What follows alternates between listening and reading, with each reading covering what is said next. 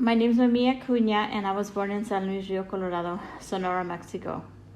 And I am the sixth child out of 10. And at the age of 2, my parents left me with my grandma in Mexico to come to the United States to reach that American dream that people talk about. They left me with my grandma, who was a not nice grandma. And so there was a lot of suffering in Mexico. At the age of 4, my mother came back to pick me up through a visa. And that was the first time I remember thinking, who is this person? She brought me over to the United States at the age of 4, like I had mentioned, and I met my father at the age of 4. And she would tell me, go say hi to your dad. And I was like, who's that? That's a stranger. But I went over and I met my father, and we lived in East LA at that time when I came to America. That was a whole adjustment, living in a home with 10 siblings in LA. At the age of 5, I started school, and at home I was known as Nohemi, or they would call me Mimi. And I started school, and then they said my name is Naomi. That was back in the 70s when it was English only. You speak English only. So my mom would say, like, that's not you. Your name's Nohemi. And I'm like, well, that's what they call me, Naomi. So I became Naomi back in 1976 when I started school. And my teachers would be like, that's Naomi. And my mom didn't like it, but that's the way it went. Then around, my father ended up getting sick.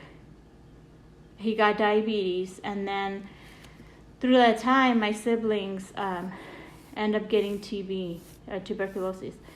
And I'm not sure how this happened, but immigration, because we're on a visa, immigration got involved. And my mother had a good friend, like a neighbor who was into politics. And she took her down to talk to Edward Roybal. I still remember his name because my mother would talk so much about him.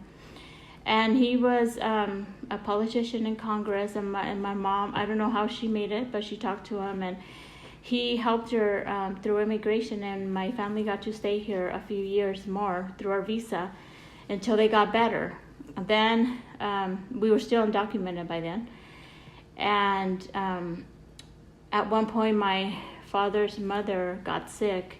So my dad's like, well, I got to go see my mom because she's probably going to die in Mexico.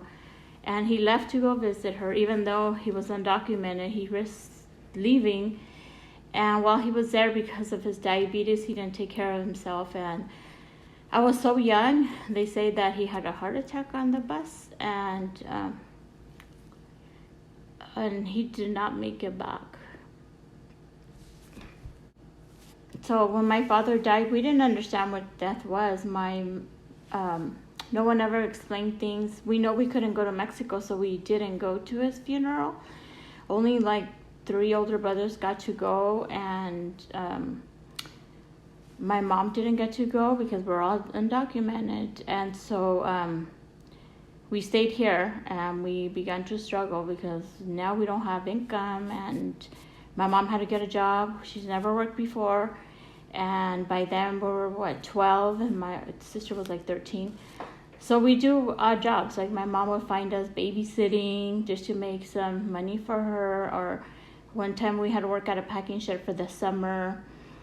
And so in about 1980s, Reagan administration started the amnesty program. So you could qualify if you had been here so many years, and we had been here lots of years. So my mother brought the applications home, and of course she gave them to me because I was already in high school.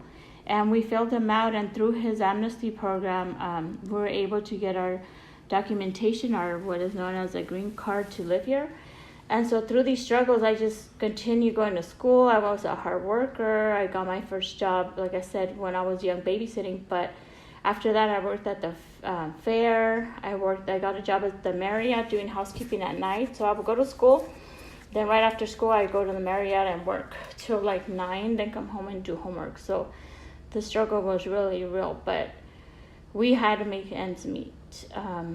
So we because of all the struggles, I was like, I need to go back. I need to go to school. I need to get straight A's. So I worked really hard through my high school years, and then I didn't go to college right off because I got married, but I always wanted to go to college. So anyway, I got married, then I ended up getting divorced, unfortunately, and then I thought one day, like, I really want to go back to college. I always wanted to reach that, the education part of it and set that bar high for my children as well. So I went back to school, and I really wanted to do social work because when I was a child, like, through all my struggles, I felt like nobody reached out, nobody helped us out. Like, through my school, I thought, hey, where are these social workers at? Like, somebody should have reached out and taught me what death means, taught me that, hey, you need help, you need resources. Like, no one connected with our family. So that has been my drive to help people and to connect them to resources. And I became a social worker. I got my bachelor's degree in social work. And then I thought, you know what, I'm going to go for my master's. And I got accepted to the master's program. And then, like I said, I'm very hardworking. And I graduated as magna cum laude because, like I said, I work hard. And I hope I set the bar high. And I hope that my children continue in higher education and be humble, help people, and